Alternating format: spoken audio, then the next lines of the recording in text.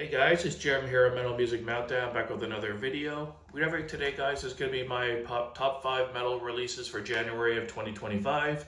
I always love watching these at the end of the month for different channels I watch. It kind of lets me explore albums I might have missed in the month or see what people really enjoyed listening to that month. So I wanted to kind of start doing them on my own channel starting in the new year. So I picked out some really good albums here for January. It was a strong month already to start the year.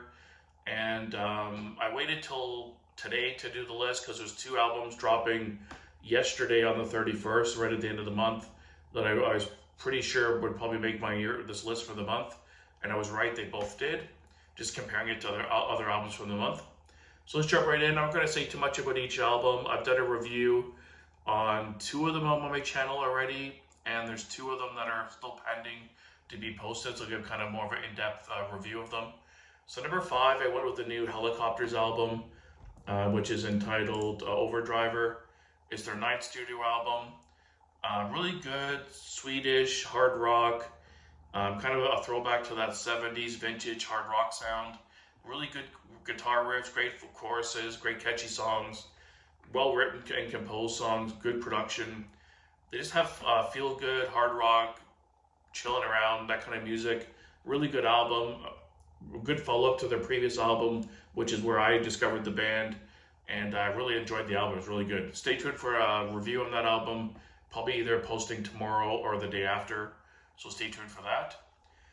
Number 4, I went with the latest from Tokyo Blade.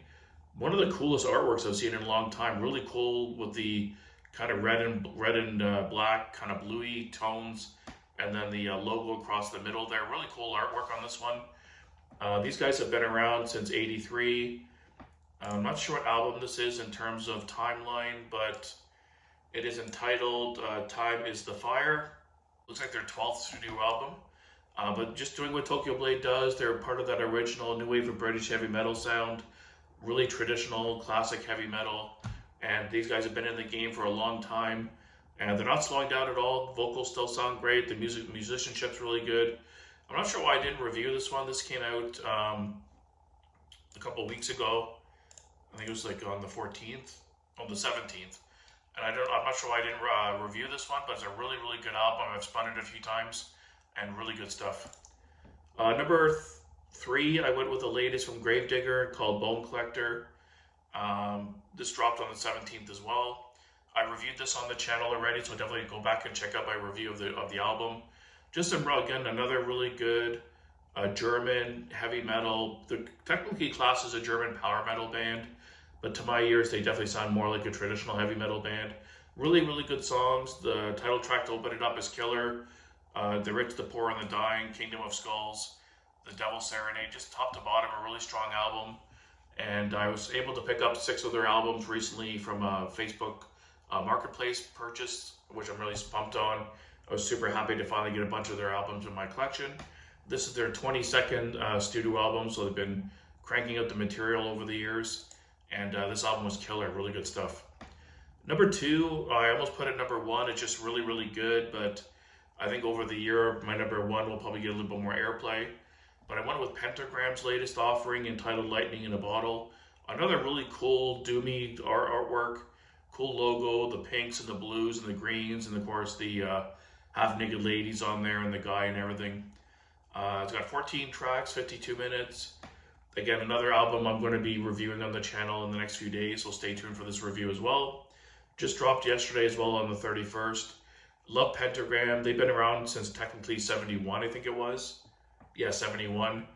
And I'm not sure how many albums they have out. I think like around 10 or 12. But just a really cool album. Super doomy, crunchy riffs. Ominous sounding, bottom end, heavy on the production. Really everything you want doom metal to be. These guys always deliver. Really good stuff.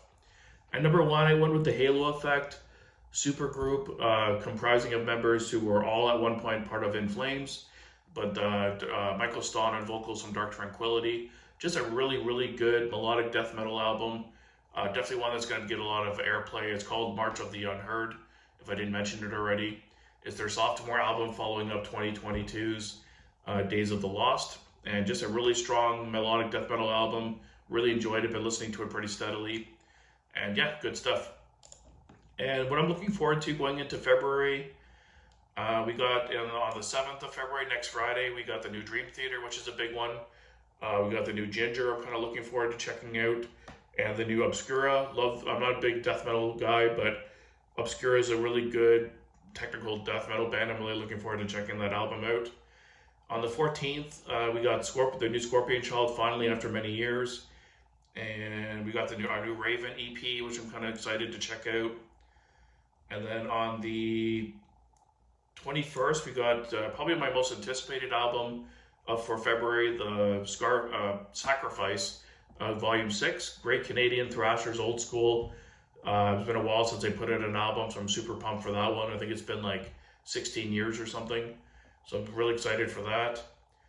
What else we got here? And then on the 28th, we have the Hyrax album, another big thrash album I'm really looking forward to this year. I'm pretty sure there's another album on the 28th I'm forgetting about. Maybe the new Chemicide is the 20th as well, I can't remember. But there was another album on the 20th, I'm just drawing a blank right now. But yeah, that's it for me, guys. Let me know your picks in for January down below. If there's any albums I'm missing, maybe more underground stuff that I'm not as familiar with.